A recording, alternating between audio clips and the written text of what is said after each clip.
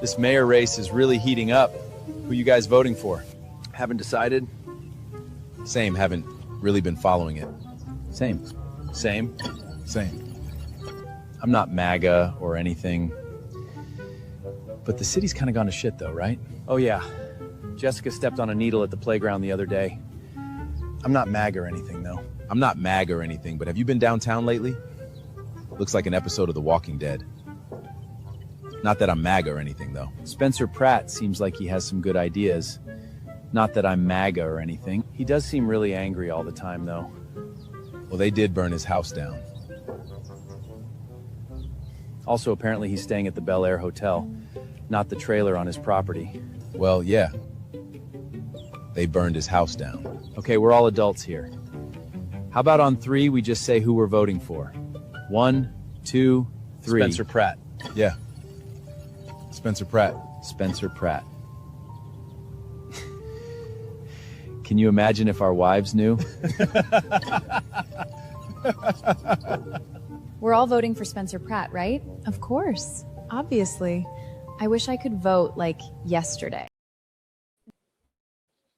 Do you have the #1 runaway bestseller as part of your homesteading library?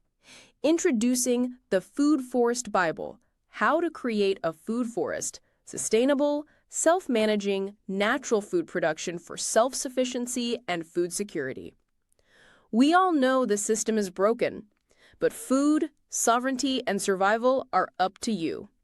Will you comply or defy their plan for us all?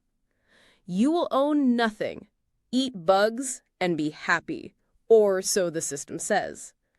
Is this why America's largest food processing plants and food supply plants keep burning down? Do you really think this is a coincidence? Of course not.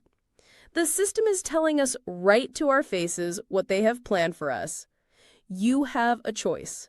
Comply or simply defy their plan for us all. Defy the system's plan and execute your own plan. Abundant, safe, secure, natural food supply. Introducing the Food Forest Bible, this bestseller by Jovan Hutton Pulitzer is the single most complete, executable, easy-to-follow plan for sustainable, self-managing food production for self-sufficiency and food security. For the first time ever, a coffee table, heirloom quality, full-color book which unlocks the ancient secrets of creating a food forest. Imagine planting in a way which requires no digging, no pesticides, and creates massive ancient food abundance. No fooling. Food forests are the ancient secret to planning and planting once, and have your own Garden of Eden, which will feed your family for decade after decades. Buck the system. Buck the New World Order and order your very own copy of Jovan Hutton Pulitzer's Food Forest Bible. Learn how to create a sustainable, self-managing, natural food production for self-sufficiency and food security for your family. Side yard, small yard, backyard, backlot, or even lots of acres. The Food Forest Bible works for everyone. Order on Amazon, hardcover, or softcover. Buck the system. Don't comply. Expertly defy the system. Get your copy of the runaway bestseller, The Food Forest Bible, How to Create a Food Forest, Sustainable, Self-Managing, Natural Food Production for Self-Sufficiency and Food Security. Now. Hey guys, welcome to the program. Listen, it's going to be one of those times again where you get to ask the question, you decide where the program goes. Hey folks, welcome to the program. Anytime I do an Ask Me Anything, it's just so I stay directly connected with you, what you're thinking about, what you want to talk about, etc. So this is your time to ask your question. If you're on like X or Twitch or Rumble, etc., I can see them easily. Some I can put on the screen. So it's just about asking your questions. This is more just a conversation of what's going on. I'll answer them as I see them. Today's program is brought to you by the fine folks at Goldco, right? All I'm asking you to do is to literally go to jovanlovesgold.com. That's it, jovanlovesgold.com. Request your free gold and silver kit today because now's the time to protect your money with gold and silver. It's about feeding your brain, folks. Get your brain fed. And so ask your questions about any crap. Call me on crap. If you think I've gone crappy, this is where you get to ask me anything. Share this program right now. We'll get started right after this. Rennie Good was a gifted soul, a writer and a poet and a mother, wow. She tried to hit an agent with her car, oh no! Pop, motherfucker, now she's gone! Yeah, yeah, yeah! Being a fucking liberal is a mental disease. Blue-haired unfuckables with the septum ring. You are not a hero, you're a fucking disease! You fuck around and find out it's what it is!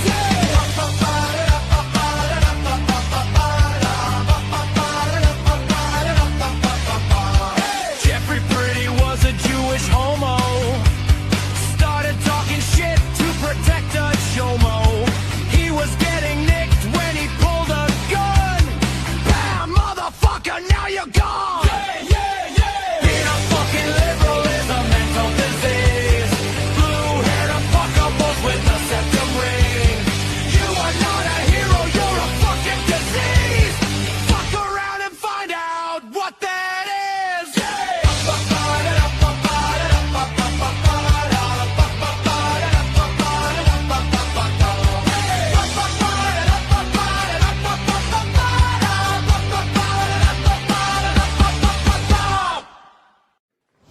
Warning. The following program has been rated Gilligaff and is intended for open-minded audiences. If the truth offends you, or if you are allergic to focused intensity, intellectual athleticism, or the occasional F-bomb or even irreverent humor, please switch off now.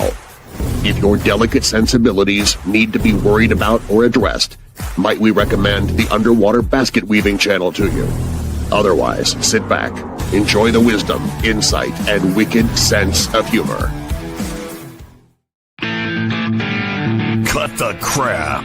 How many times a day do you want to say that to politicians? The elite, the loony liberals, the fake news media, and the gender-confused emotional socialist snowflake crowd. Cut the crap is your secret weapon for fighting for our freedoms and our great republic. It all begins with a massive mental enema, freeing you from the toxic news and politically correct views, which constipate your consciousness with stinking thinking. Your host, Jovan Hutton Pulitzer. He's known for calling out politicians and telling them to cut the crap. You've seen him on virtually every television network and listened to him on Coast to Coast Radio. And now he's here to help you learn to fight for America. Culture, race, and American politics. They all have one thing in common. They all need to cut the crap. Now, here's your host, Jovan Hutton Pulitzer.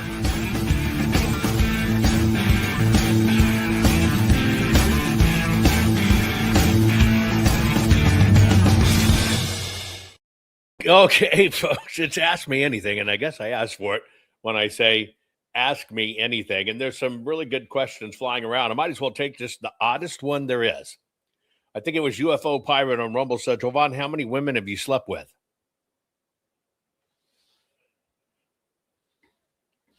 First off, I want to know, and I'll answer you honestly. First off, I want to know, how many do you think? How many do you think? Right?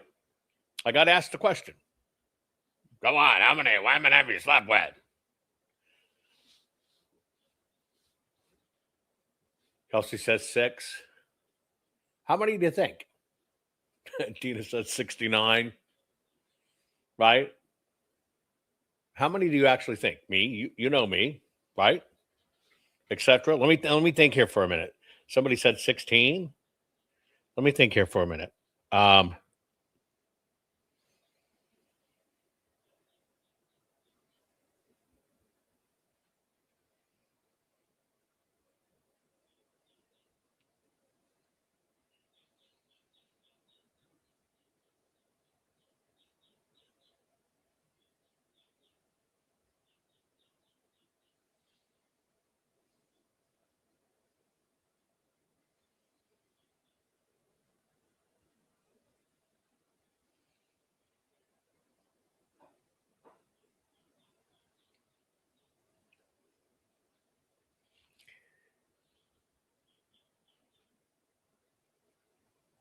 maybe 14.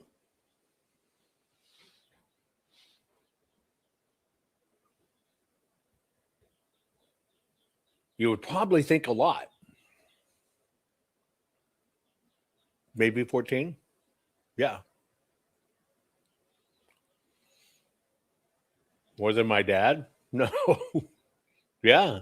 Isn't that interesting? And yes, it's nobody business but your own, but I don't mind answering that. Why? Because you would think something totally different.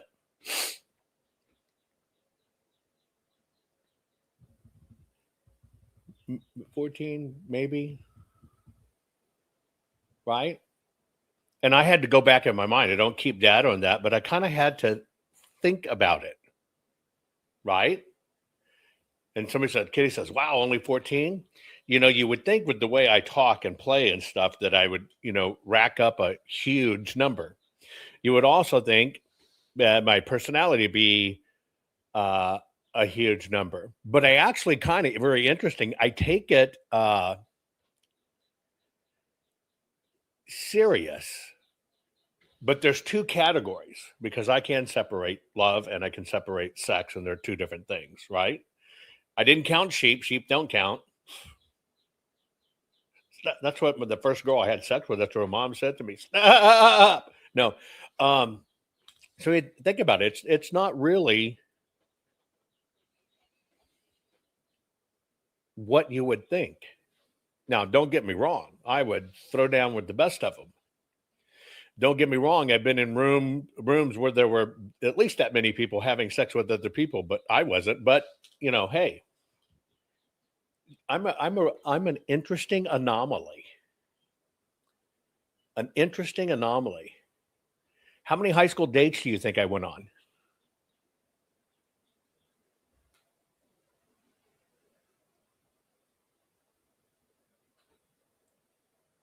2.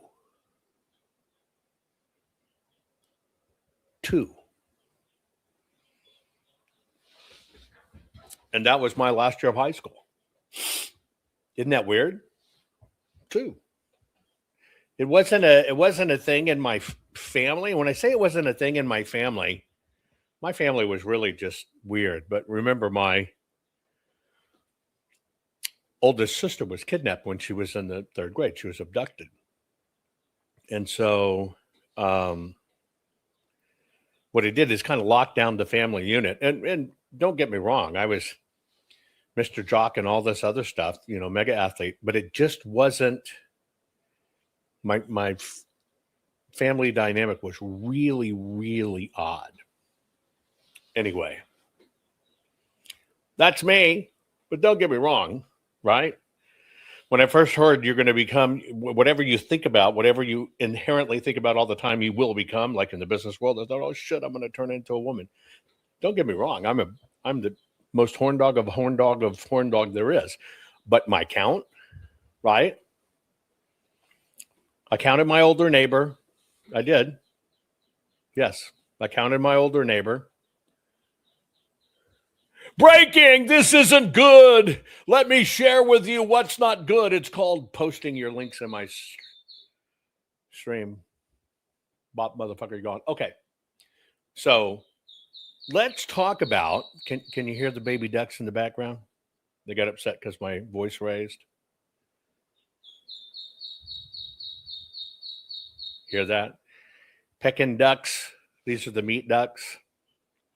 6 little bitty ones, not sitting too far from my feet, but it's weather, right? UFO pirate. How old was it when I lost my virginity?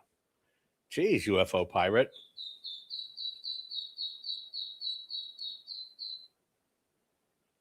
Ten. Remember, I was sexually abused in the 5th grade by 2 teachers. Wasn't by my choice. Maybe that's what kind of changed me a little bit, where I could have this huge deviant nature, but not actually act on it in a way you think I would act on it. Okay, let's go back, right? Yeah, you can hear the little ducks in the background setting off. Heard my voice going. It's like, come get me, come get me, come get me. right? Should I grab one? Hang on.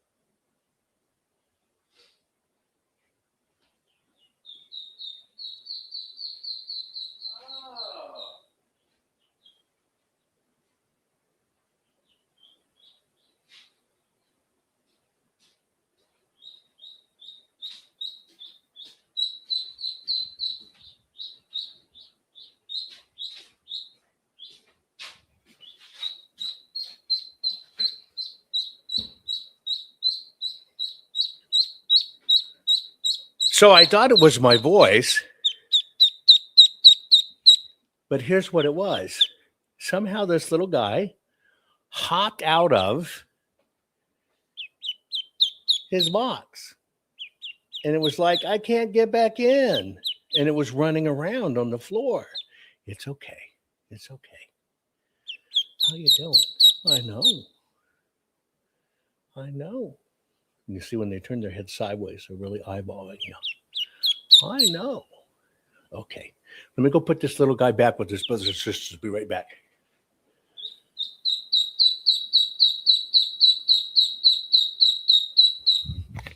Hold on.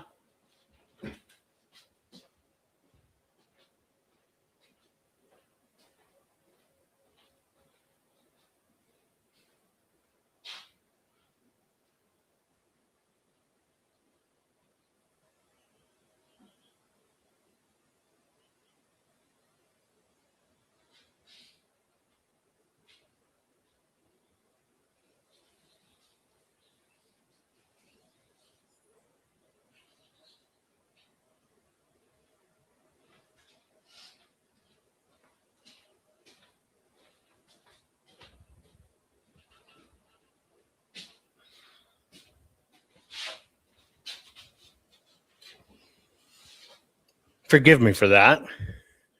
But he would, you can hear he's quiet now, or she's quiet. Pekin ducks. People look at them and think Peking. Let me show you what it look like when they're adult. Let me pull up one picture. Hang on. Oh, come on.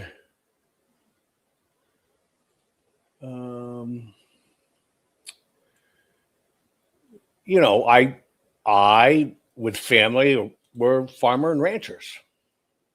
I mean, literally. And here you go. This is what that little fellow will look like. Sharing my screen. And here. And there you go. That's a Pekin duck. They grow incredibly fast. These are the big meat breeds, right? That really, really bulk up. They're not jumpers, they're waddlers. I use them for tending the gardens. You raise this particular breed because, I mean, water's fine, but they don't really care about it. But you literally can raise them in your gardens. They won't jump up in your beds in the garden. And they'll eat bugs galore. Snails, all that stuff that eats your cabbage or whatever, these guys wipe them out. Anyway, sorry about that, but it was interesting. I thought it was my voice, but that's it. And I know you're saying, I could never eat that. I think the thing about farming and ranching families is everything has to carry its weight. That's what you have to learn. Everything has to carry its weight, everything has to, etc. Right?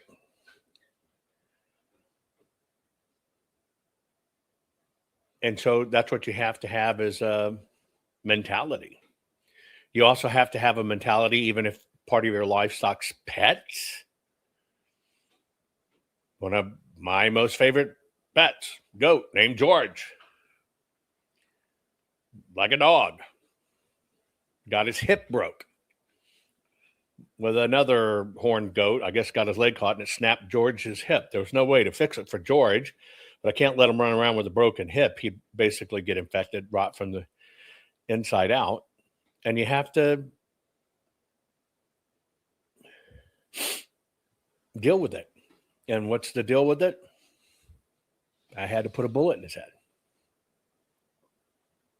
Because that's your responsibility. That's your responsibility. Emu chick has the crested beacons. Means they have a little top feather of hat. Anyway, let's get to your questions. My eyes are a little off because of my allergies this morning. And let me see. Montana fan wants to know on the program that we just did with Ivan Reichland, did we get satisfactory answers? I'll let you answer that. My answers were pretty specific, but I agree with you. It's kind of odd to come with your own agenda when you're asked a direct question. And some people, you got to let them speak. No. Here is the question. I don't need you to go back to COVID on this crap. Here's the question. Just answer the question. Like, are you saying President Trump doesn't follow the Constitution? Did we get answers? Right? Did we get answers? Some say I wasn't sure. Some said kinda. Some said nope. Some say not what I heard. Some say not really. I think we got talking points. I do agree with that. Now, don't get me wrong. Ivan's a likable, personal fellow. And I've told you, you can literally work with people you don't like. I don't have that issue. And you have to admit it takes a lot of ability or balls or whatever to whatever. I shuffle like an old man. Actually, what you think is shuffling like an old man, if you had to see what I had to get through studio-wise to get around, then you'd understand my shuffle. But that's it. Let me see let me go back to the other questions.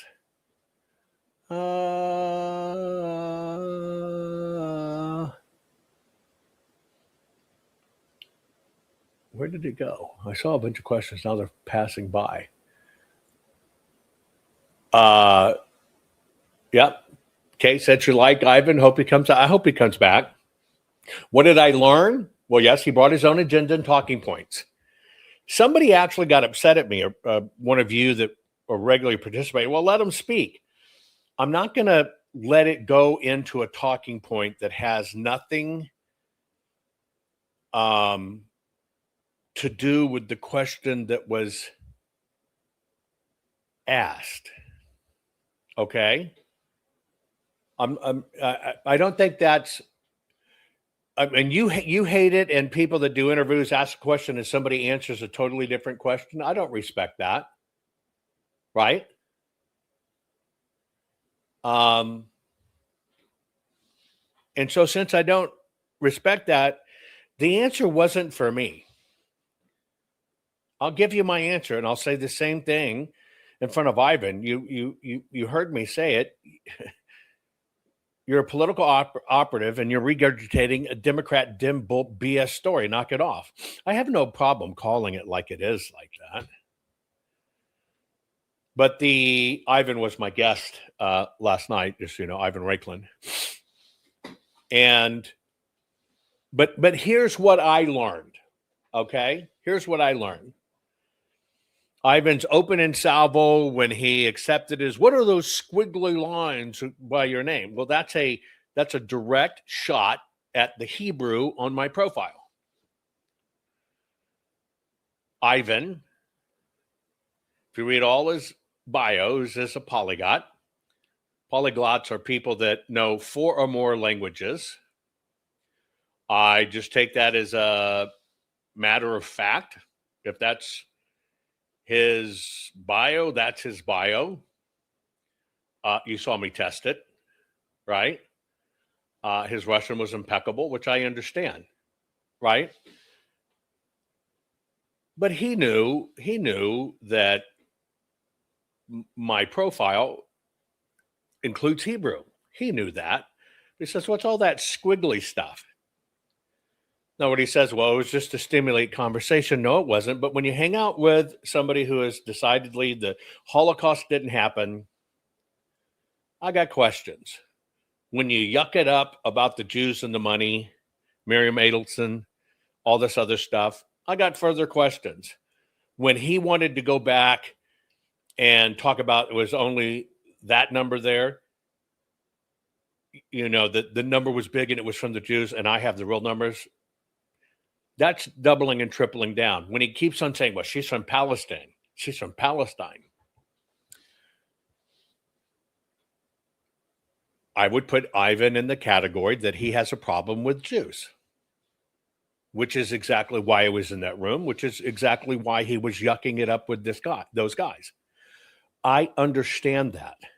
And that is Ivan as a grown man is right. 100% right. Okay?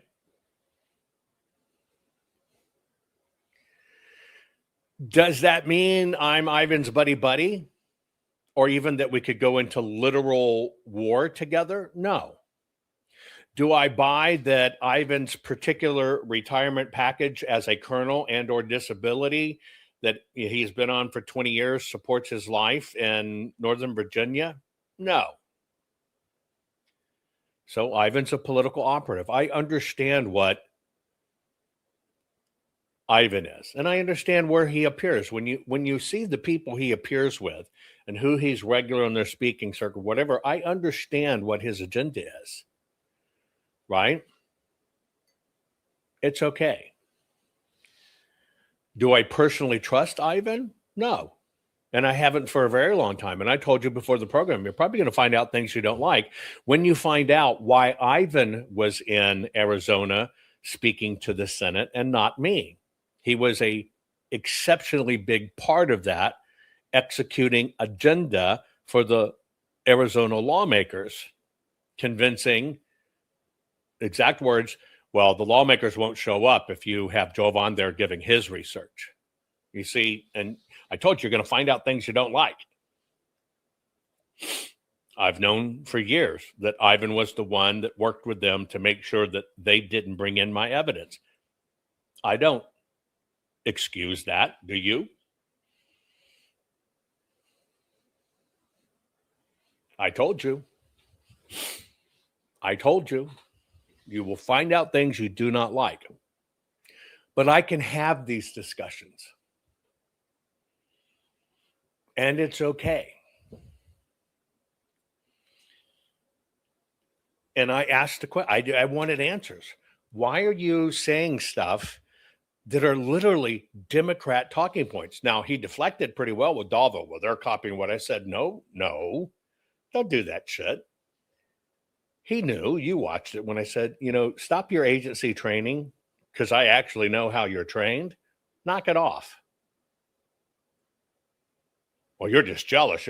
That's all Darvo. That's all classic training, exactly where he was trained in the intelligence community. I get it. I understand it. But I can also understand people, if that's the path they chose, that's their path. So I don't consider Ivan a election integrity hero. Ivan is a political operative. period.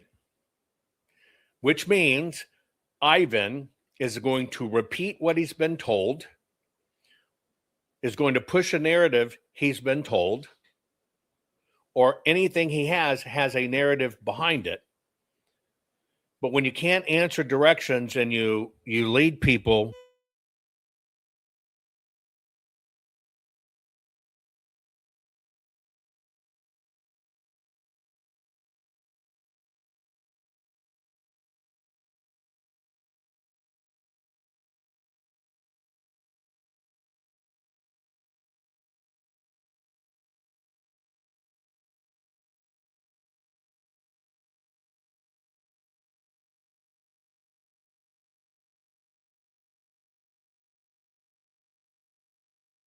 Sorry, now we got the audio back online. Sorry, it took a moment. So I understand Ivan. I don't have time or tolerance or background for that. So can I acknowledge he served our country? Yes. Do I think he's serving our country right now? I think you see a lot of stuff that looks like he's serving our country, but when you really understand he's on the side of undermining Trump, I can't respect that. I can't respect to somebody, well, I just do it to generate conversation. Well, that's kind of ironic, because when you post it online and say it, nobody's talking about you. You're not generating conversation. When the two of us did it, we generated conversation. So that's it. But that doesn't mean I don't like Ivan. I would just tell you, and Ivan knows this. I don't trust you.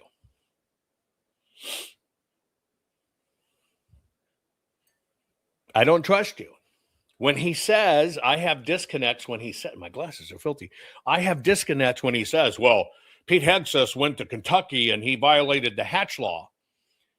And I show him here, no, it's not. And what did he say? Well, look, I documented the evidence. I documented everybody there. I documented the people that were. Well, what does that tell you about Ivan? He didn't say observed. It tells you actually Ivan's motive. I can guarantee you this thing about Hatch Act violated will become an issue in talking circles. And you're going to hear people say, well, when they got evidence, we got this. That's Ivan. But it's going to be Dem saying it. I have a problem with that. Remember when he said, well, you can just change your electors. You know, all the people got sued over the different elector swap that was just done procedurally incorrect, all this other stuff. He really didn't want to talk about that. But even the last one, well, you don't have to have your electors vote for who the public elects. Well, that was Ivan. But what state did it? Virginia. The Dems just did it. That's Ivan's consultative advice, where the Dems wrote executive or into law that if their state votes for somebody, that the electors have the right to say it's going to be somebody else. What does that tell you? If everybody from every recommendation, from every little action, all those guys went to jail, just like all I did an Antifa call, everybody got sued, I don't trust that. I know some of you are asking me about other people. I'm 1,000% patient and let it unfold. But you can bet, if I'm going to call somebody out and go to that extent, which is why a lot of them won't come on, my homework's done. And there's a lot of people that blame Israel. There's a lot, listen to my words, are chosen exceptionally carefully. There are a lot of people in back-end groups that talk regularly and dialogue how it's Israel's fault. And then you will see it pop up months later as themes in broadcast. I don't cotton to that.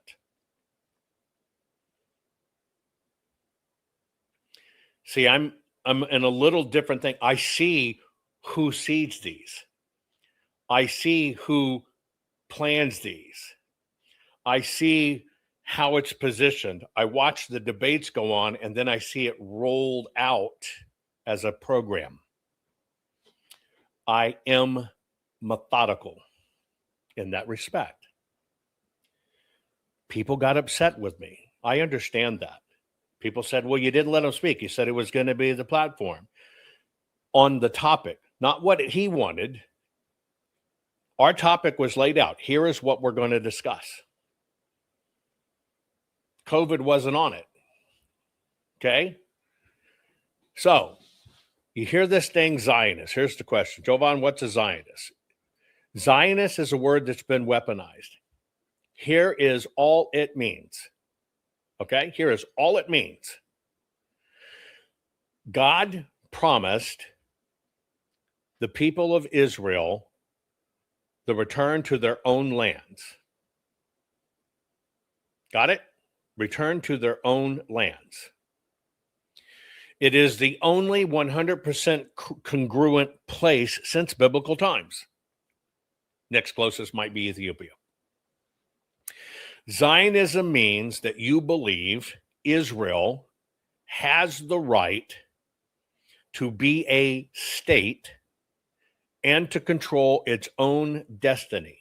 It basically means you have a right to be about your people and your nation and control your destiny. Now, let me ask you a question. Are you a Zionist?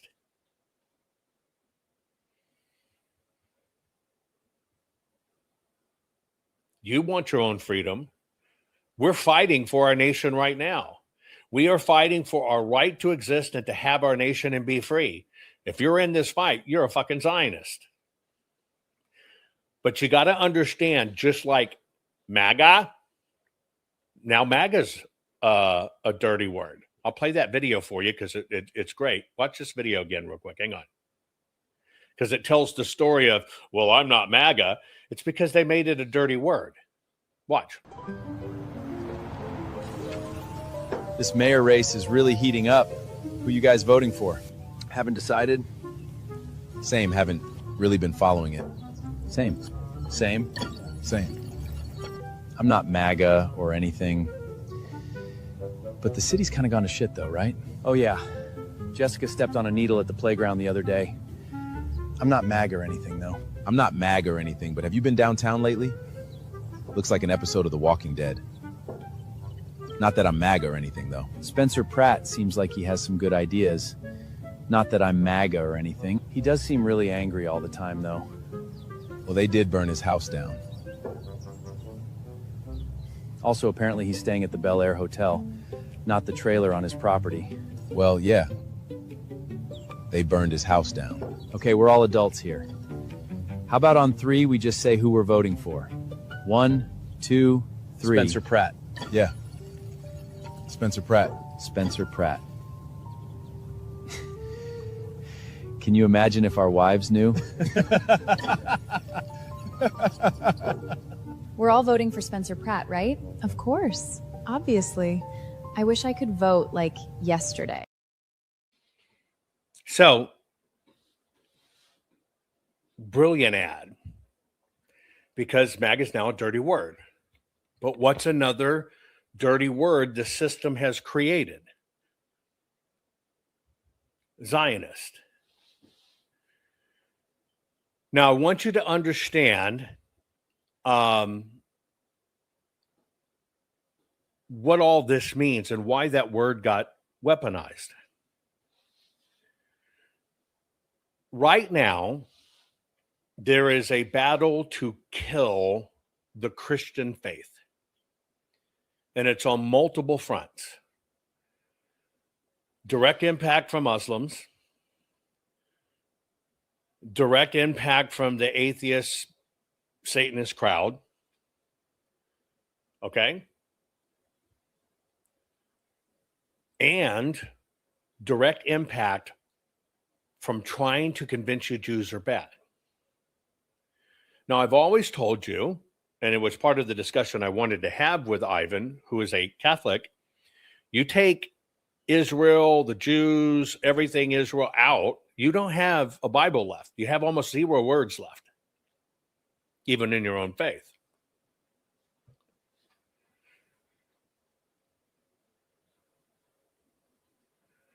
But see, I don't think people understand Zionism is part of that. But I'll give you an analogy that might help you understand it. In archaeology, when you find something incredibly ancient, like Romans in America, archaeology does not want to admit it. They don't want the discovery coming to a light of day. And I'll tell you how it works. A few years back, there's a street building project going, a road building project going on in a state. When they're digging the road, they crack open basically this kind of side cavern thing. And in the cavern were mummies. Not people that had been mummified, but mummies, head to toe wrapped Egyptian style burial mummies with all the accoutrements in the United States of America. Now, as soon as this came out, I got a call. First thing I'm on with the sheriff and I'm on with the coroner, and I'm trying to get boots on the ground. I could not get there quick enough before it was all destroyed. And then in that change of all destroying it, somehow the sheriff had been talked to. And the sheriff goes, that's not true. We didn't find anything. When in fact, I talked to him 6 hours before. That's the battle. Now that battle is the battle for two things. It's America's manifest destiny. So there's no higher land claims to the Americas by foreign countries. I understand that. And then there are archaeology is not going to do it because archaeology wants to tell you what it is. And they don't want to admit that mankind traversed the world and traded a long time ago because it makes their archaeological degrees invalid. Now, this has happened many times. One of the biggest events was just outside St. Louis in the 1800s, well documented, but a cavern open, and there are hundreds and hundreds of mummies. We're not talking little squat Andes things. We're talking mummies. People freaked out. Government freaked out. What'd they do? They gathered them in the streets and burned every one of them. So this happens. Now, the reason I explain this to you is the same reason in archaeology, okay, that forever until this thing called the internet happened and they couldn't hide it anymore, they would tell you there was no King David, there was no King Solomon. Solomon was just an analogy, wasn't a real person.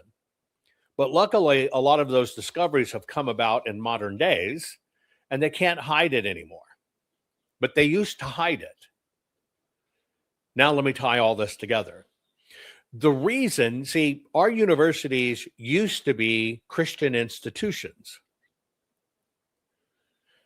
When universities became non-Christian institutions, then anything that codified the Bible, meaning proved that biblical stories were true, there is no way it's going to see the light of day. So they couldn't have foundation in archaeology saying, well, shit, King Solomon, King David was a real guy. Couldn't have it. And so they would suppress it.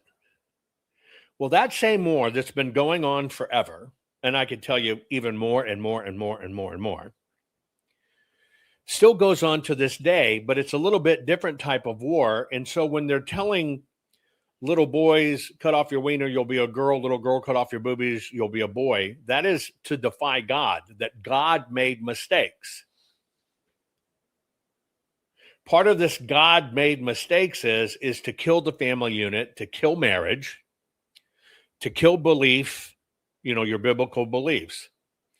It is a multi-pronged approach. Not only are they removing it from schools, but they got to unhook us from Israel.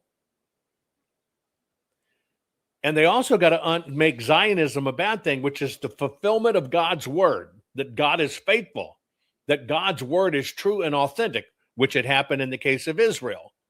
The system can't have that. The system cannot have that because the system needs you to comply. The system cannot allow you to have a belief in a higher power than them. That's the deal. And so you asked about Zionism, right? I think Ivan didn't convince me by, I love all Jews except 3. That's bullshit. I love your work. I'm on your side. Not when you tell him, well, you really shouldn't have him. He's controversial. When it's about testimony of here's the exact facts found in Arizona. What is testimony about? Cards from China, not against the law. All this other stuff that only had to do with the machines. This is part of it.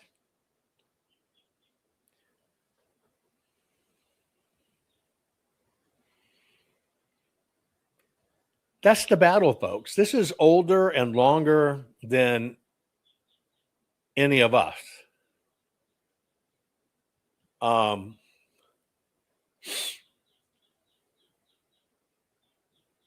Right? It's been going, I have been fighting this battle so long. So long. If you can only just imagine how long this is. Okay? And so, Slavich, the Zionist movement, don't confuse simple names. You have the LGBT movement. People named themselves named things. And people will find excuses in everything. Well, it was the Zionist movement. It was this. It was that.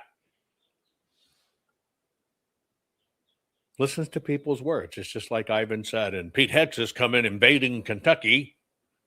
Come on.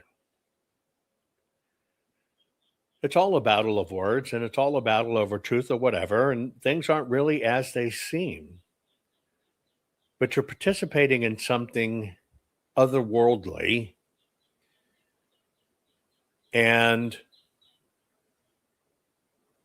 trash.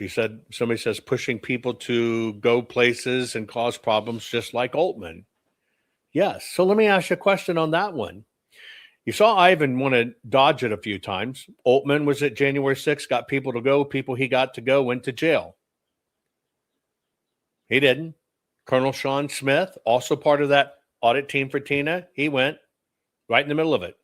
Any indictments go to jail? No. So was Ivan. I can't reconcile that.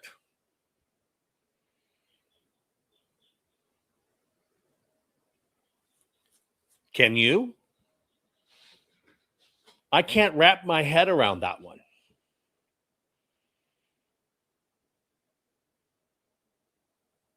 Can you? But see, people don't step back. Look at all the people were there, from the Alex Jones to the Colonel Smith to Ivan and others, and look at them. But they don't get questioned or anything. To me, that's a pattern. And to me, that's a repeatable pattern. And when you look at who Ivan goes on with, hangs out on the shows, promotes, and do this, okay, that's a pattern.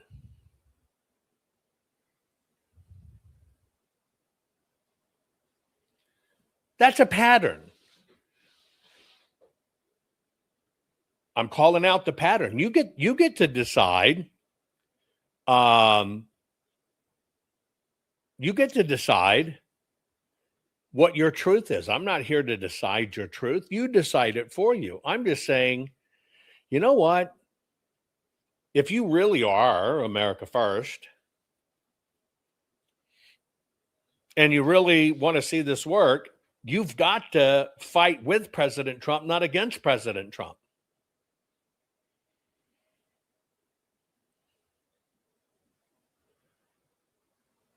But I don't think you're fighting on the sign. Yes, Patrick Byrne was there, etc. A lot of people were that nothing happened to. Mark Cook.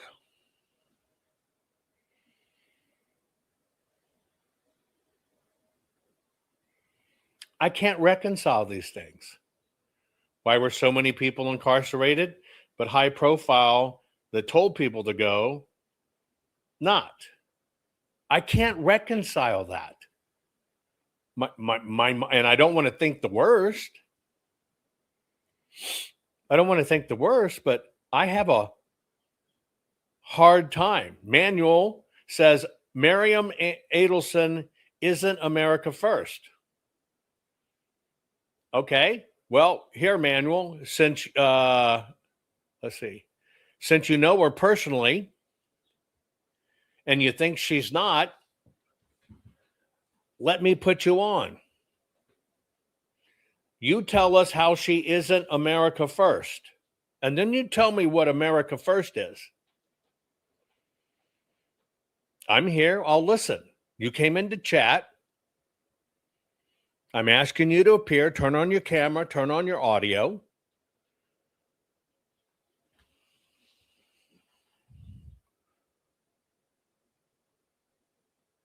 And let's chat about it. This is Ivan's point. The big donor, big donor, big money, big donor.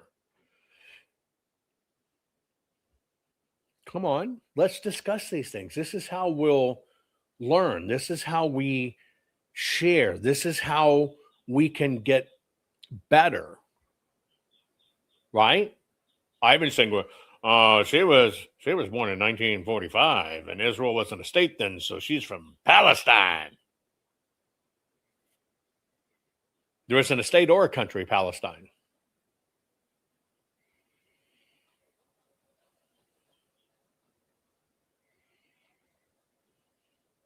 Come on, Emmanuel. You say she's not America first. I want to know what your definition of American first is.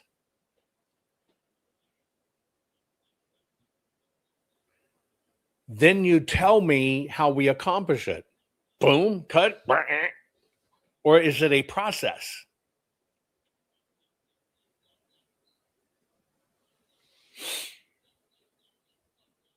Help me out.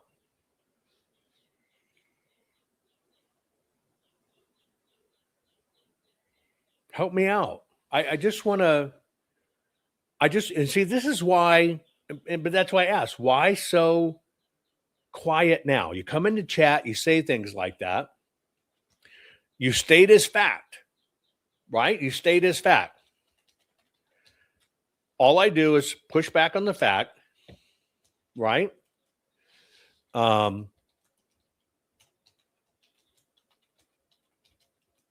say, okay, come tell us. But you don't. Let me ask you a question. Don't you think it's kind of cowardly to pop into a chat, make a definitive statement, right?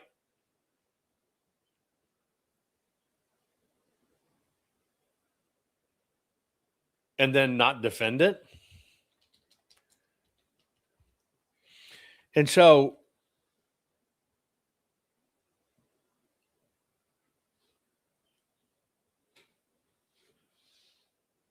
you have a region, it's not a country. And in the Middle Eastern nomadic tribes, you see Palestine come up, but not as you think, like we have United States of America. It's not the same thing. But see, it's a technicality. So Miriam was born in Tel Aviv in 1945. So technically, was she born when there was a Jewish state? No. Does that not make her Jewish? Well, her parents were from Poland. They left Poland to go back to the Holy Land. That's her actual background.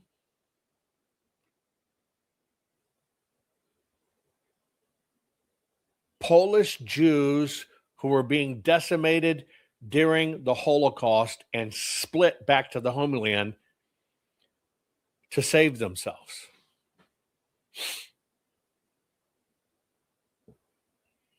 But you understand when you say, well, she was Palestine, plays into the other factor that Palestine is actually a state that exists, and you have to acknowledge Palestine, when it was a Roman territory name for a mixed ad group of people.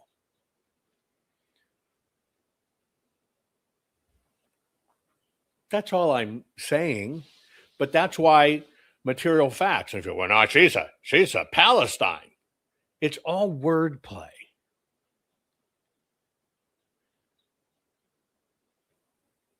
It's all wordplay. That's the war. That's the war. And these are the things that I want to discuss, and I know you'll have a lot of questions. Hang on. Let's see what else. Say Montana fan, a Jew donates, then it's a problem. But somebody who's finished donates, no big deal. See, it's selective outrage. Selective outrage.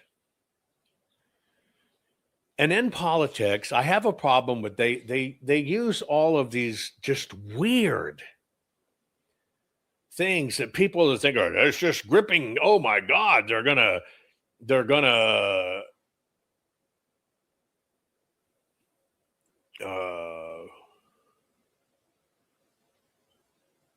trying to expose election fraud and all this other stuff, right? And look at what they exposed. Well, let me ask you a question. I really didn't get to play the whole thing last night. But let me ask you a question. Here's one of them. Here's my question. You present yourself to testify as an election integrity expert. You're called in to testify before the Senate and reps in Arizona. Okay, what the hell really happened in 2020, and how did it happen? You follow that? That's the only premise I'm asking you to have. That's the only premise and filter I am asking you to have. We're going to see these hearings. They're going to get down to what exactly happened in 2020. And please remember, they knew coming in what would be found if I looked at the paper, which is exactly why the lawmaker called me and offered me $10 million in a foreign account, because they don't want to see people go to jail, and they're all buddies and their kids go to school together. You know how it works. They just put $10 million in a foreign account. Would they do that because I'm of no consequence? Would they do that if it couldn't be found in the paper when my job was only to look at the paper? Of course they wouldn't do that. So now I ask you a question, and this was some of the points I wanted to get to on Ivan is, okay, if in fact you're called to Arizona and you're all of a sudden an election expert, right? Let me see if this is it. Follow-up question. You're all of a sudden an election expert, okay? Now, here's the premise. What happened in the 2024 election? Follow-up question, Senator Borelli, and Yes. then I have a question after that. Yes, thank you, Madam Chair and Colonel. So, electronic systems. Remember, Borelli, Wendy, Pedersen, all, three lawmakers, all on here is the legal findings list. Here are the results. All of them got signed FedEx deliveries. All of them have telemetry in them. The moment they're watched, we get a ping back. You would be appalled if I ever released the true list of people that don't watch or look at the evidence at all. And they're sitting here after having all the evidence, and look where Borelli goes. Follow-up question, Senator Borelli, and Yes. then I have a question after that. Yes, thank you, Madam Chair and Colonel. So, electronic systems, computers, stuff like that. DOD would not allow a motherboard manufactured in China to have a internal mini PCI slot for wireless card and password jumper that allows for the removal of reset bio passwords, incorporates the we would not allow any of that equipment in DOD, especially in our aircraft. Any kind of electronic equipment made in China. You would hope that that would be the case, but what is the mechanism to make sure that doesn't happen? Well, Madam Chair, right. So if we had a computer component, a microchip or something like that in a military aircraft, that aircraft would be down, correct? If the federal government wants to do that and doesn't really shore up its supply chain, what do we have? It's really on the state legislatures to make sure, especially in the systems that you have plenary power over, to make sure that risk doesn't even exist. Well, Madam Chair, to that point, the point I'm trying to make here is I have an appendix 4 from sworn affidavits that have been filed in several state courts. Country of manufacture or origin of voting system components. It's a list of all this stuff. Like I said, I mentioned that motherboard is the PRC. Wouldn't that be the People's Republic of China? Absolutely. I've seen that document that you're referring to, Senator Borelli. Let me see. We have I think it's retired Colonel Sean Smith, if I'm not mistaken. Yes. That yes. Gave that testimony. Got this is. I'm not going to say the name of the company, but these things were final assembly in the People's Republic of China, manufactured in Republic of China. That's one voting system, and then I'm seeing another voting system. All this stuff made in China, People's Republic of China. Here's another voting system that we use in Arizona. Same thing. And none of these components, we can't use it in DoD standards for our own aircraft. We shouldn't be, or even our own banking system can be suspect on that. But here's a motherboard. This is all these pieces. We've heard testimony before from computer experts as a microchip that you wouldn't even notice if it's already manufactured to do a certain thing. We will never see it, any kind of manipulation through the system. So would you say it's a fair assessment that we should not be using anything made from a country that wants to do us harm should be used in our electronic or our voting system? Not to be disrespectful, but it is a rhetorical question, sir, in the sense that absolutely not. We do not need to be using that. Every state needs to have a policy that essentially lists and incorporates some of this information. These are the countries that the state of Arizona is not going to allow supply chains within the state of Arizona. Obviously, interstate commerce is a function of the federal government, but when it comes to within state activity, I think the legislature has full authority to say, you know what, we're not going to have anything from the following state and non-state actors in terms of supply chain. Well, thank you, Madam Chair. So I might also point out, even Joe Biden agrees in his Build Back Better plan. He said made in America. We need to have components made in America. I think we should do that for our electronic system, voting systems. I would agree. Yes, sir. So let me ask you a question. What exactly in that dialogue was about the 2020 full forensic audit in Maricopa and the findings? Put it in chat. Was there anything in there about Maricopa in the 2020 audit. Not a single bite. Is Ivan qualified to answer on anything in technology? No. Ironically, the report comes from the machine team for Mike Lindell. It makes it in, and it's Colonel Sean Smith again. Did any of that? There was absolutely nothing in that had to do with Arizona. This is part of what I wanted to dialogue with Ivan. I already know that Borelli and Wendy and him and Wirt not going to have Jovan. And it was Ivan who told Liz Harris, they're not going to attend if you have Jovan. That's Ivan putting the kibosh on Liz Harris. Let's see if this one, I don't know if this is the same one. I might have to go through a few. Hang on. Follow-up question, Senator Borelli, and Yes. then I have a question after that. Yes, thank you, Madam Chair and Colonel. So, electronic systems, computers.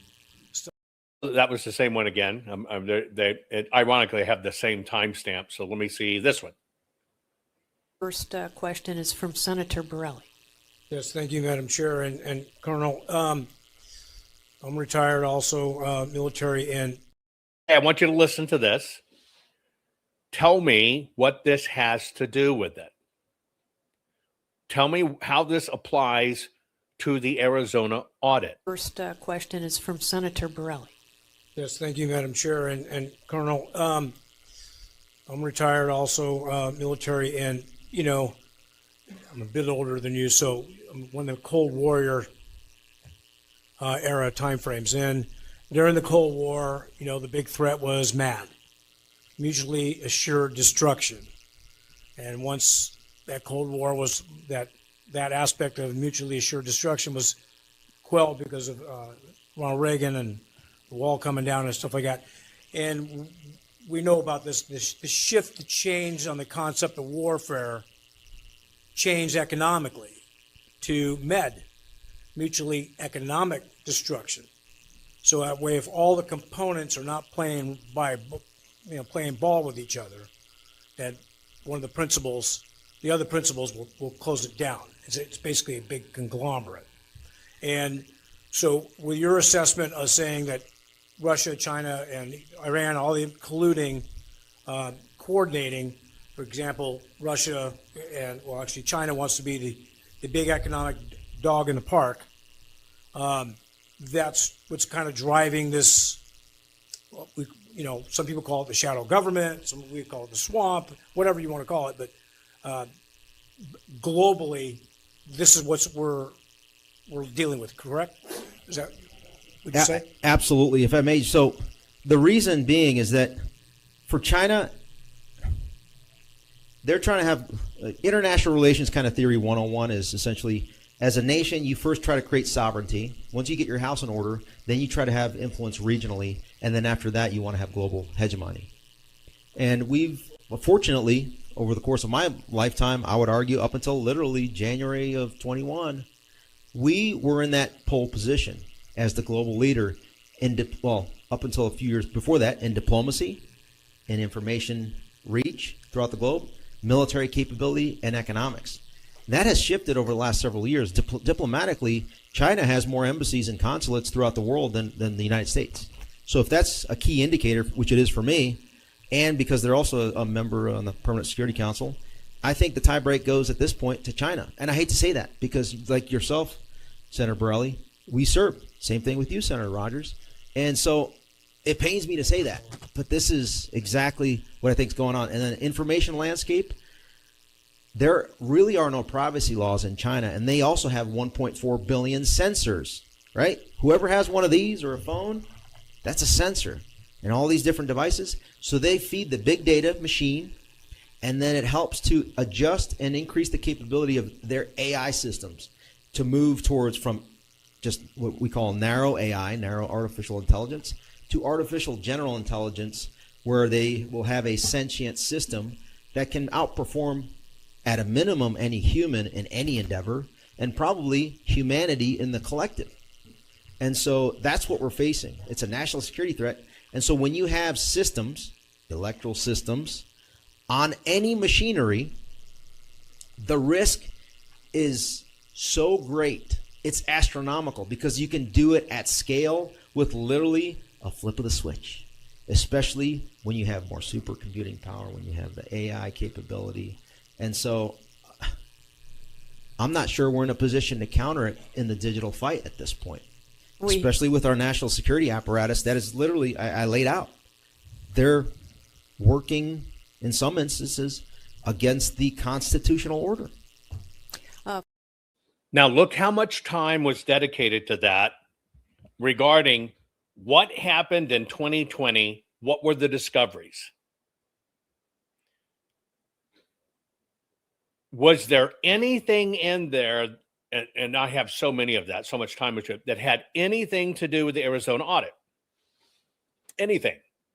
You're probably wise enough to see all they're doing is pushing the machines, China interference, Russia interference. I could show you so many examples of this. This is why I'm a danger to the system, why they freak out, because I push back and tell you the truth. They're on a mass mission for a narrative so nobody gets in trouble. That's the system. Was there anything in there that had to do with Arizona? Anything? Borelli's dumber than a fucking stump. My sir, and call him a gunny. Borelli's such a chicken shit that in order to find out what I knew, he had somebody else call me, ask me questions while he's sitting in the room, never acknowledging or saying anything so he could legally have plausible deniability he ever talked to me or heard from me. Now, they don't like that I call it for what it is, but you call a hearing, do grandstanding. It's run on the conservative networks, going to figure out what happened in 2020. You expect the paper evidence to come in because you have it and know it. The hammer that did it for the system was Ivan pushing Borelli's, Peterson's, Wendy Rogers thing, letting Liz believe, because it was her hearing, she legally got it. No, they're not even going to, you won't even have a hearing. They won't show up. That was the extortion that went on. This is something that happened in 23. It kind of shows you how patient I am. But you can see it for yourself. So many people don't go backwards. But that's not what Ivan wants to explain. When I asked Ivan the question about what he said, he knew I had him hands down. But that's not what Ivan wants to talk about. That's Darvo. That is what I stopped. Don't dissemble and divert and go somewhere else and redirect. I'm not going to allow it. To some people who don't understand what they're looking at, well, you kept on interrupting, you wouldn't let them speak. I'm not going to let them hijack your mind. Go back to that point, answer that question. But you have to understand, when you keep on hearing that thing about China and Russia and the machines and this and that, there was no meat there whatsoever. That was basically political fellatio and not even enjoyable. This is what I have an issue with. Because, period, and yes to some of the questions you asked, yes, which is why I told Ivan, I know you're training, I know how you were trained, put it aside.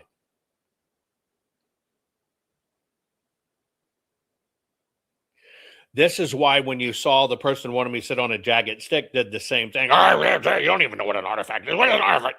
It's all a tactic. I understand those tactics. But we're here to get answers for our country. And there are so few that really want to see our country okay. Because, see, they actually think they can make it better okay if they're in control. They, too, don't care about your freedom. They, too, don't care about your freedom.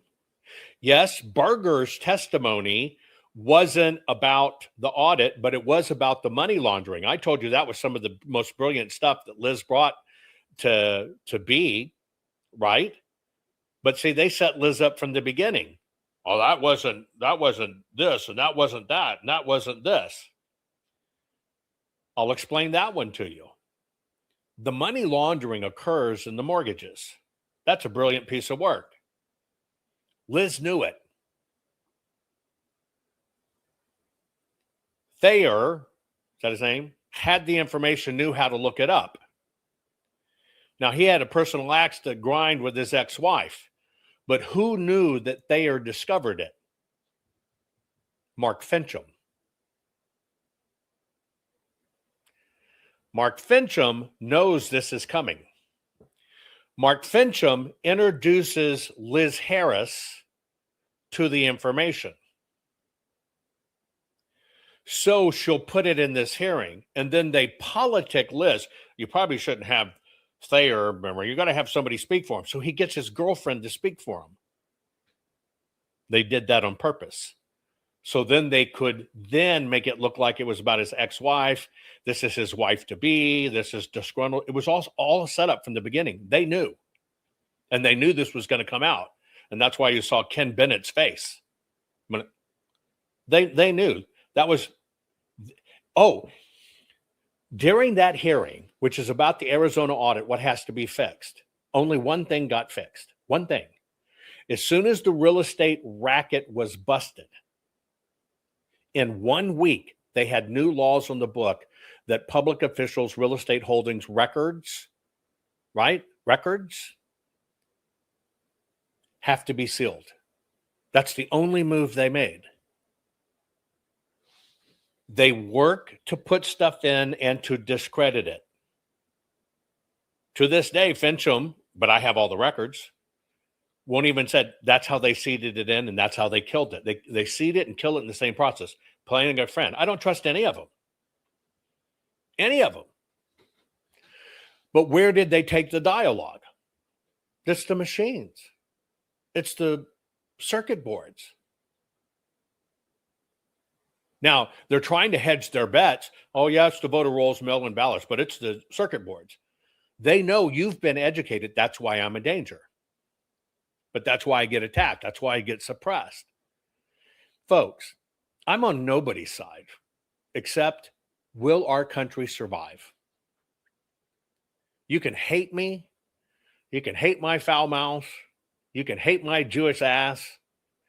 But if I do my job and we save America, then I've also helped save it for even people that hate me. They're not carved out. They're not set aside. All these rat bastards that do nothing, they're not carved. We just save it. That's all this is about.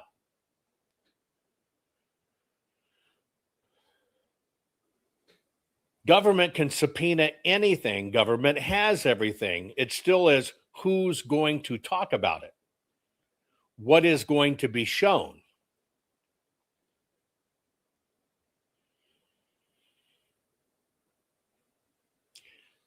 People talk, oh, did you see this fellow counterfeit ballots and images? Those are my images, my team's work from my forensic audit design. They let one person talk about it, but he talks about it in the wrong context. Intentionally. Why? See, the reality is this isn't split along party lines, political lines, or anything. My team's work is agnostic. I can't change the results. There's only one witness. Only one witness, and it's the only witness in the world that speaks for you. You cast your ballot. What was the state of the ballot when they said it came in? And when did they process it? The paper doesn't lie.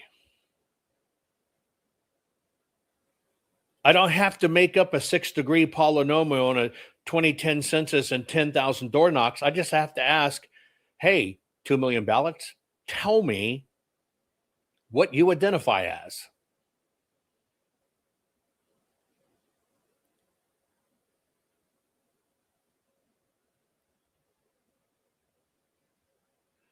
The reason they avoid it like the plague is because we caught them.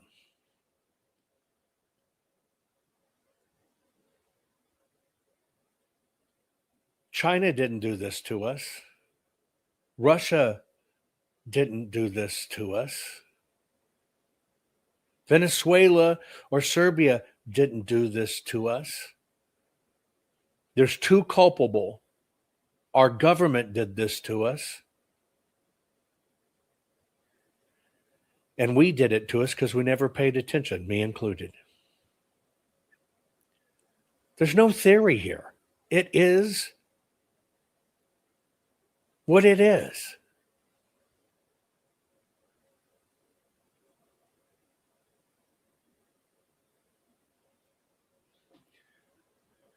But I warned you with that interview, and you asked a lot of questions about that interview. I said, things are going to come out you're not going to like.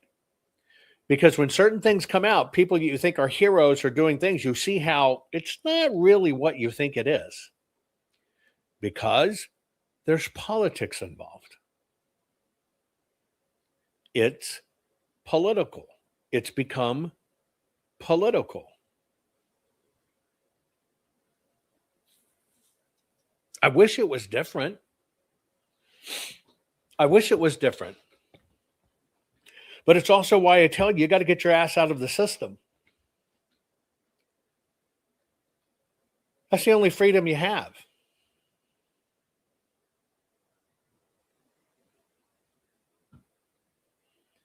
You got to cut as much of your life out of the system as you can. When I say system, you got to wean yourself off the grocery store. You got to wean yourself off of credit cards. You got to wean yourself off a lot of things because they're all tentacles. They're all tentacles. Somebody says, it's a big question. It's going to come out. It is out. Do you not understand why they're pushing so? Do you not understand why they put so much effort in? Well, it's Serbia. We learned from a super secret protected whistleblower of whistleblower. Let me get this straight. Dennis Montgomery, CIA shill shit, can't testify, protected. Doffing speaking whatever dude for Tina Peters. Oh, no, can't testify. Oh, Venezuela, it's the guys, but it's a can't testify, it's super secret former. You don't understand. The information's out. It's what you do with it, not what I do with it. It's what you do with it.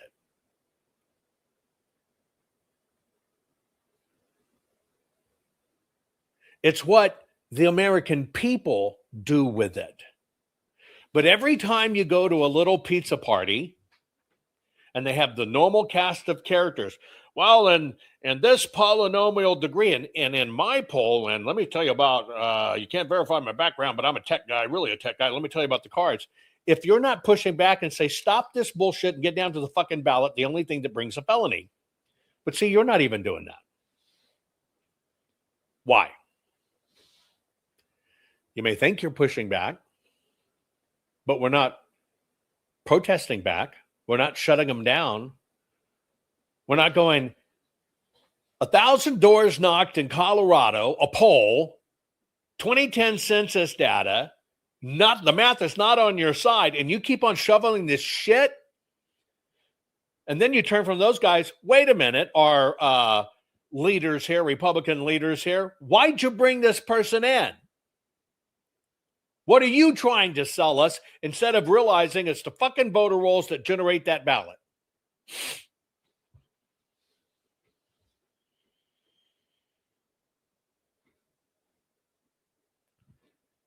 But I've always told you, I've been candid with you, we're in a war.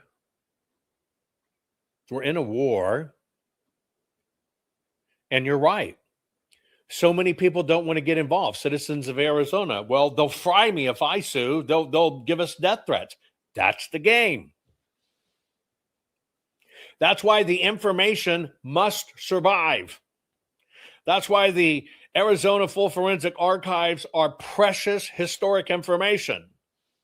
Because they've conned anybody. If you speak out, if you're suing it, we're going to fry you. We're going to run it out of town. It's all a manipulation. So what's the only thing that's standing left to prove empirically what happened in 2020? The historical documents of fact. That's the ballots, and what was their state? Meaning, what was their state of what they were in? That's it. That's it. Somebody writing code for an election company in Serbia is not a crime. Let's take that bullshit discussion about Chinese motherboards and this, and I don't think it should have it in elections. Well, I'll tell you what, Sonny dumbass Gunny Borelli, let's just take out the Chinese chips. You fucking wouldn't have been on a video screen, you idiot. It's in everything. That's what the system did to us. You won't be on TV. You won't be able to mug. You won't be able to raise money. You won't have your fucking mobile phone. You won't have computers. Your car won't fucking work. You ignorant dumbass. But I'm a gunny and I'm a military and he was and she was. That should tell you. She was too. Look at all of us up here telling you what's right. You don't know your ass from a hole in the ground. Well, as the DOJ, that wouldn't be right. Fucking DOJ has them.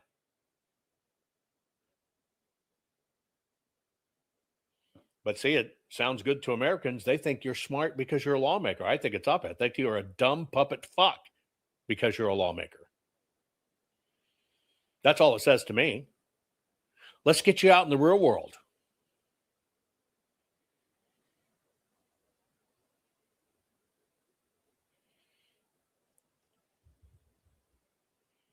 They know this.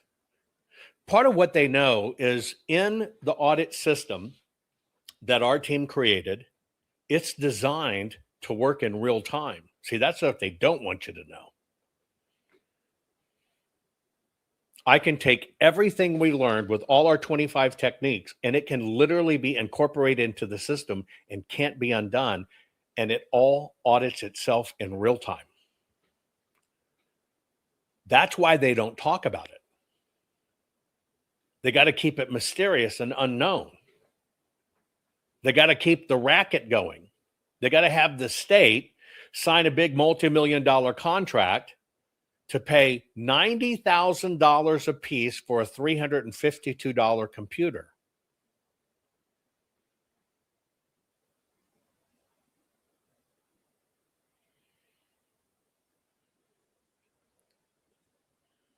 I told you a long time ago, the game is fatigue. They've got to wear us out. They got to wear these out. Committees are bullshit.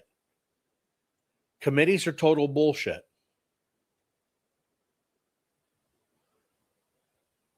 But see, they have to. Right. So, yeah, Scott Pulitzer. Scott Pulitzer is an election integrity hero. No, his father is a Republican operative, and Scott was paid supposedly $12 million to do what he did, tell you to bank the ballot.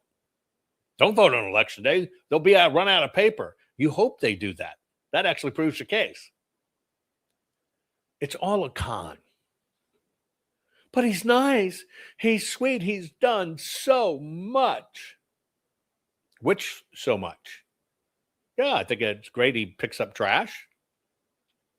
I always say, what do you suggest we do? Learn the truth, share the truth, learn how it works.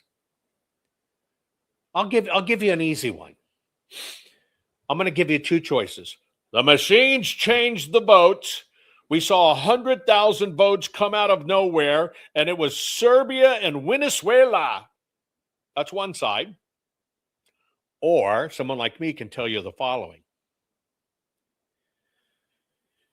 In Maricopa County, Arizona, in the numbers they didn't report, they put it off for 16 months, supposed to have it in within 30 days. Any ballot that was mailed, that's called a ballot packet. Any of the packets that were mailed that went to a home where it was no such person, no such names, no such address, no such number, deceased, those are called the 5 duns. That ballot packet comes back to the county. That is supposed to be preserved, period, for 2 years. And the county is supposed to notify the voter, hey, your ballot packet came back. How do they do it? Mailing a postcard to the same motherfucking address. How stupid is that, right? But Maricopa refused to give the numbers. When they finally came push to shove, they said there were 52,000 of them. There were over 110,000 of them. 110,000 of them.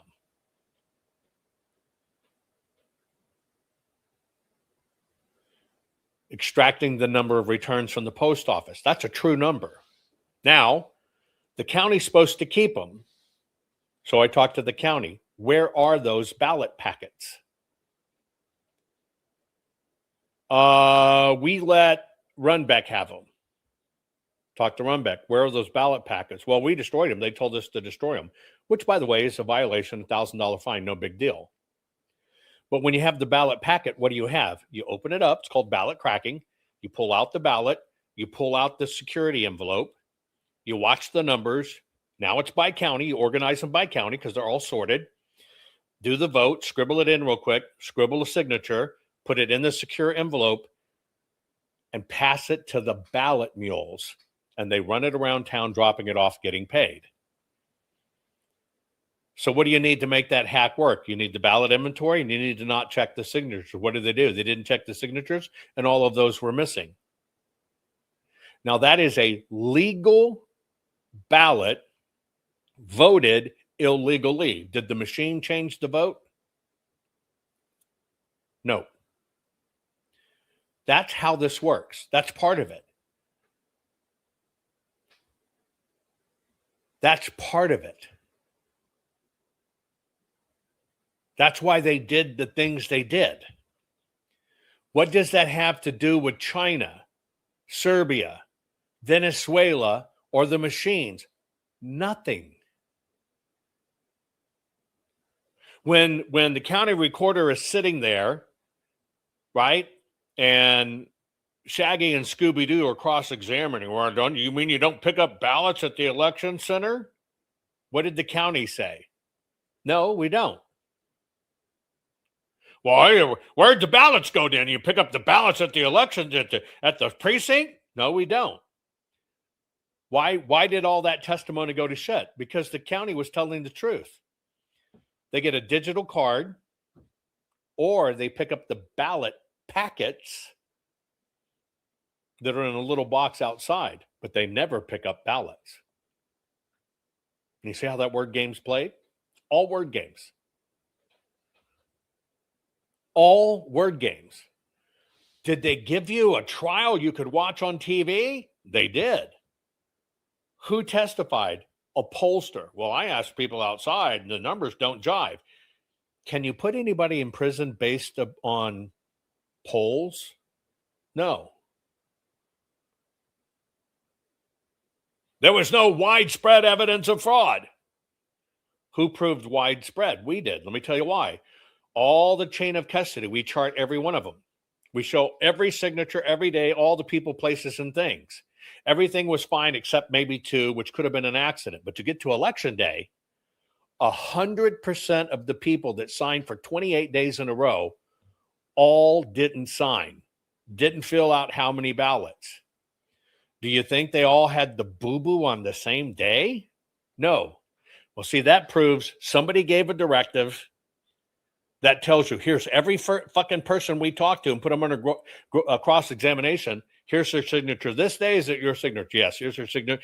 And you go through that 28 fucking times in a row and go, why on this day didn't you sign? You understand how evidence works? That's evidence. With names, with people, with places and things. And that's it. That's forensics. But see, sometimes you have to think about what the system refuses to cover. That's why I said early on, I don't give a fuck about the machines. We'd already done our homework on the legal front. Nothing's going to happen on the machines. It's all voluntary. Where have they steered all of the discussions?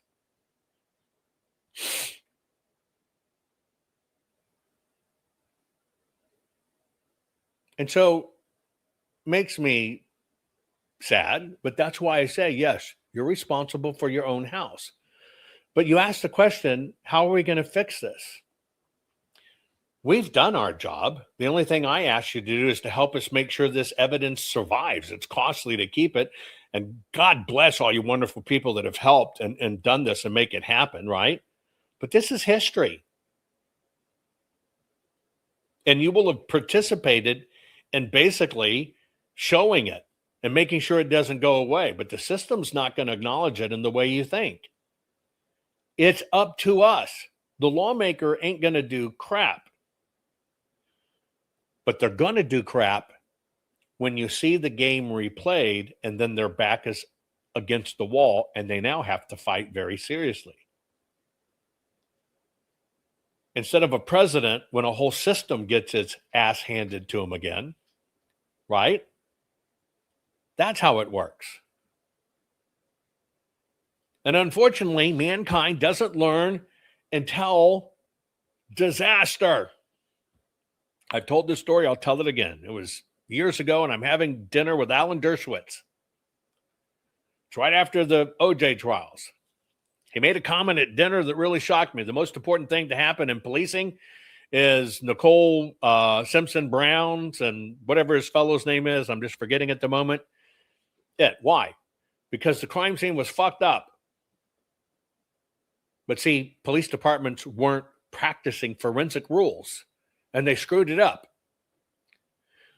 But the net effect was every police department in the world watching that televised case, knowing they had the evidence and seeing it screwed up, the people that were pushing for forensics said, we fucking told you so and we can't afford to make this mistake. Ron Goldman, thank you. That changed history forever. This has changed history forever. You have changed history forever. Why? Because you have taken away the excuse. This is changing forever. But can you decertify an election? You cannot. There is no path. None. And it's why I tell people the most simple hacks you never get. Why? Because they want to convince you it's Serbia. They want to convince you it's China. They want to convince you it's Venezuela. You want to know what the biggest hack of all is? President Trump gets in and they can't stand his ass. So they use part of the Russia collusion. We got to put in protection, sir. We can't have these elections hacked. So they created CISA. CISA, as a defensive move, is given the authority. It's what decides if the states prosecute. It's what decides if something really happens. CISA came in 2017. They're getting ready for 2020. You see all this shit hitting the fan. You know it's fucked. But what did CISA do on the day of the election when ballots are still being counted? They came out and say this was the most secure, safest election ever. Why'd they do that? Because that one statement allowed every state not to prosecute because CISA has to declare something's wrong first. See how simple that fucking hack is? It's that simple. It's that simple. The body that was given the right to declare it went wrong, over and above governors, over and above attorney generals and all that, CISA, before even all the ballots were counted, came out and said, most secure, safest election in American history ever run. And why'd they do it? Well, they did it. They did it because, folks, they needed a way to see what was going on in the election. You're not going to change this election unless you fucking know what's going on, right? Ain't going to happen. You've got to know every vote, every moment of the day. You just got to know it. So what did they do? So you think Russia was about Trump. It was, but not Trump at that time. It was to make sure Trump didn't get a second shot. That's why they promoted Russia. Why? We got to protect ourselves. We got to be able to see all the vote counting coming on at all the time. That's why I say countdown to chaos, silent federalizing of elections. Where do you think they got the data to know they had to add in 118,019 ballots 1 month later? By surveillance of the machines. We're going to protect you. We told you in the book. We told you everything was done. Why did, for the first time in history, we go to AI adjudication, so you couldn't see the paper that was being manipulated? And why did the county, for the first time in history, move their servers to the sheriff's department? Because when you come hunting for the evidence, get the router. When do you get us the routers? We never got them. You know why? Because they moved it all to the sheriff's department. Sheriff's department protected it, saying you'll see all investigations we'll do, and we can't do that. So technically, there weren't election routers and Splunk logs. It was the sheriff's department. That was the countdown. That's how they did it. Venezuela! No, United States of America! Our own agencies! People surrounding Trump!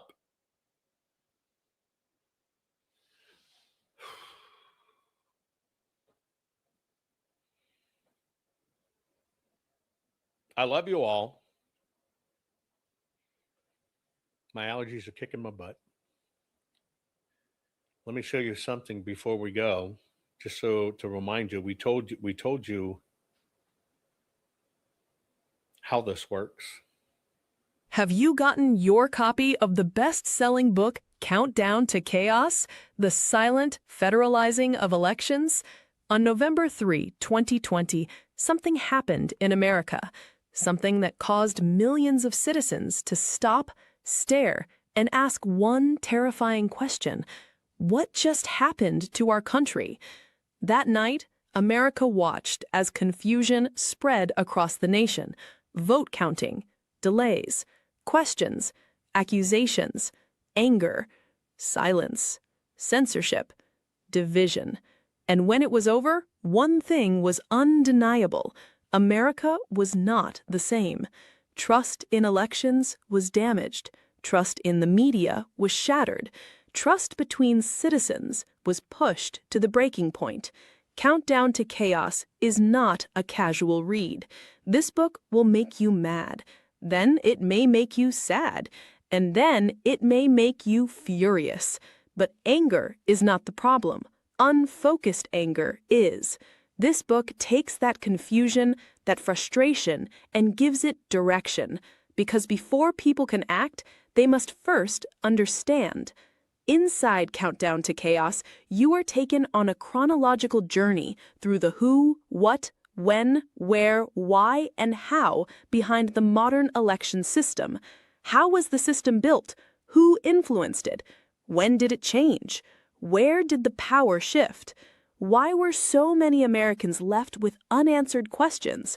This book asks the questions many people were told not to ask. Was the chaos accidental? Was it predictable?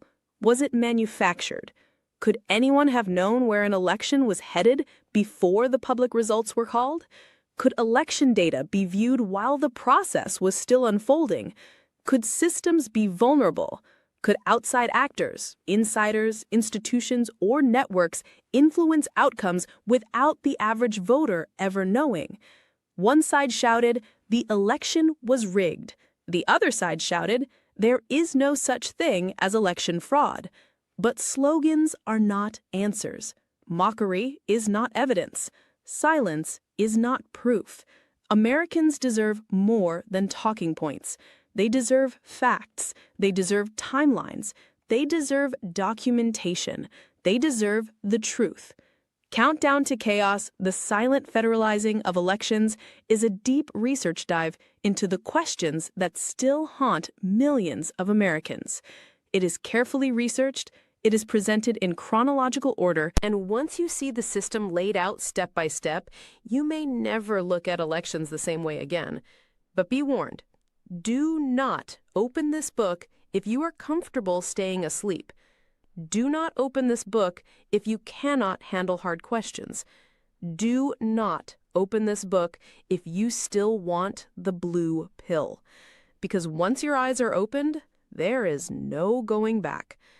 Get the answers, follow the timeline, see the system. Read the bestseller, Countdown to Chaos: The Silent Federalizing of Elections. Available now. Get your copy today.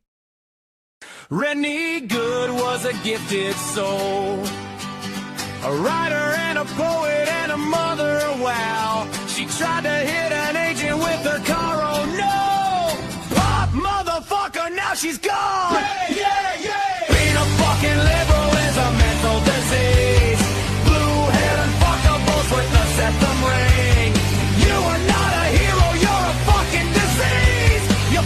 around and find out it's what it is.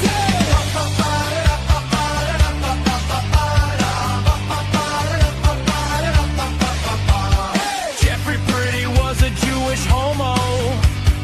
Started talking shit to protect a chomo. He was getting nicked when he pulled a gun. Bam, motherfucker, now you're gone. Being a fucking liberal is a mental disease. Blue-haired and fuckables with a septum ring.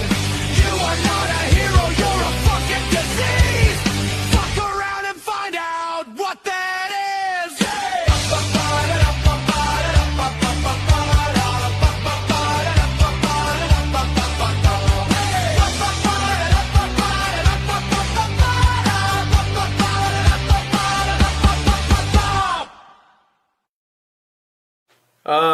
Thank you all for meeting with me. You're all doing some wonderful work destroying the world, but I think it's probably time for us to reevaluate. Yeah, sorry for the interruption, but I think we're in the wrong meeting. We're not here to destroy the world. We're here to save it. You see, we are some of the leading leaders of liberal causes, and I'm with the Human Rights Campaign, who focus on LGBTQ+ and trans rights. You see, I have an equal sign to let you know that I'm a good person. Oh, excuse me, women's reproductive rights. Climate. Free Palestine. Open borders. I misspoke before. You guys are not destroying the world, okay? You are saving the world. Whoa, what's up with those scare quotes? Pretty sure I didn't use scare quotes when I said saving the world. The important thing to keep in mind is that there's a big election coming up, and you and I, we're all on the same page, okay? So if we want Biden to win, he needs to win in order for us to save the world. If we want Biden to win, you folks, how can I say this? You might need to tone it down just. Tone down what? Oh, that's a good question. You're women's reproductive rights, right? Okay. Excellent branding, by the way. It's much easier on the ears than baby murder. So kudos to you on that one. But opposing any restrictions all the way through to the 9th month, I mean, you see how you're kind of tipping your hand, right? Makes people think, wait, maybe they actually want to kill babies. And we do, obviously. No, we don't. Oh. No, we don't. We don't. Right. We don't. But you see how it can kind of look that way. So that's all I'm saying. Let's tone it down. And you, immigration, clearly we don't want a completely open border that undermines any sense of national sovereignty, driving down wages for the working class and overtaxing the welfare state. So let's go a bit easy there too. I mean, why not something like this? Why not something like, diversity is our... Are you trying to say diversity is our strength? Yes! How do you say that without laughing? Oh my gosh. I can't even get through it. This is head de moi. My sides. My goodness. Okay, what about you? Pro-Palestine. You are, I'm going to say this. You're kind of coming across like you just want to wipe Israel off the map and kill all the Jews. We do want to wipe Israel off the map and kill all the Jews. Of course, yes. And that's awesome. I'm all for that. I love that. But you need to pretend like you don't want to wipe Israel off the map and kill all the Jews. Why? Excuse me? I mean, we're pretty clear in our position, and most young people and everyone on college campuses, and half the Democratic Party, of course, still support us. Yeah, it's cool now. You may have a point there. You might be the only person in here that can be as evil as you want to be and get away with it. All right, still, let's think about tactics. Okay, do you think that occupying bridges and blocking traffic is somehow winning people over to your cause? Yeah, and making people hate us by blocking traffic is our thing. He's stealing our thing! You're not stealing your thing. You must die. We will kill you all! See, this is what I'm talking about. I mean, okay, I love the homicidal thing that you got going on there. I really dig it, okay? But maybe market it just a little bit differently. Like the serial killer that everyone thinks is such a sweet guy, He's got 27 bodies in the basement, but he's like, coaching Little League. That's what I want. Be that guy. Death to America. The funny thing is, you don't even look Middle Eastern. Am I wrong, people? Am I wrong? I'm not. I actually grew up on Long Island, but my parents sent me to college. Death to America. HRC guy, you have been going over the top as well. Well, it's important for us, they, them, to be accepted just like everyone else. Yes, of course. And convincing people that they're intolerant for not wanting men to get naked in women's locker rooms. I guess that's genius. I mean, come on, it's next level stuff. All right, but insisting that your children be mutilated. I mean, come on, it's turning people off, you guys. I mean, not everyone, obviously, but until the election, can we just all pretend for a few months not to be crazy, lunatic, homicidal extremists? Extremist? No, it's my body, my choice. Donald J. Trump. You will obey me. Sorry. Glad we're all on the same page, though. So, how do you do it? You know? When I do evil stuff, it seems like nobody likes me. When you do it, everyone finds you sympathetic. Well, see, my people are oppressed victims. So we can rape, murder, and call for genocide, and it's pretty much totally justified.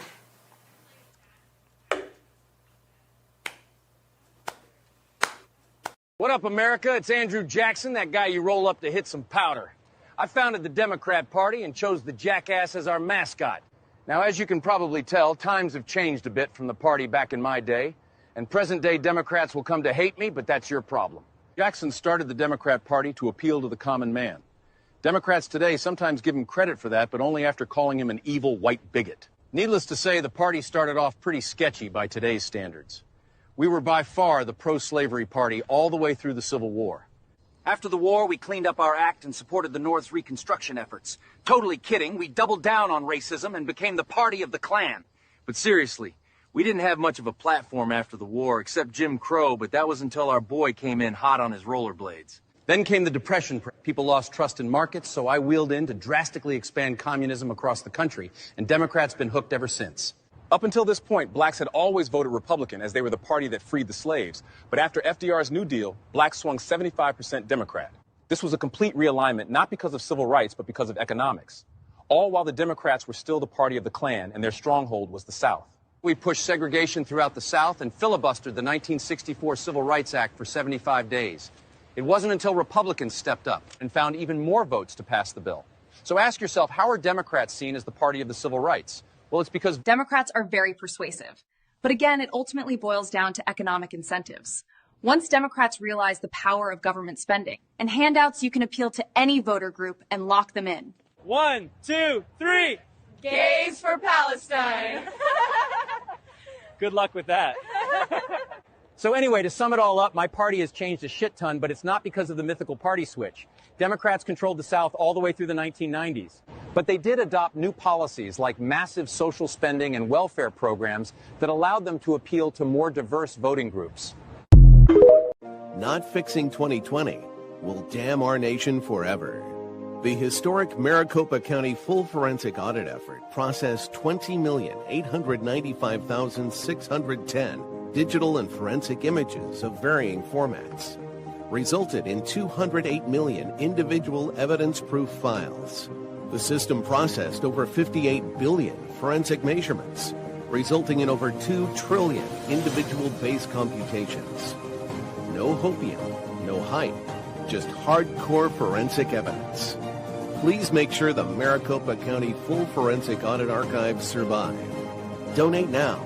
So if you want what happened in the 2020 election fixed, then please donate to protect and secure this historic evidence.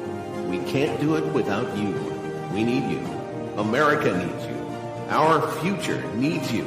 Please donate now.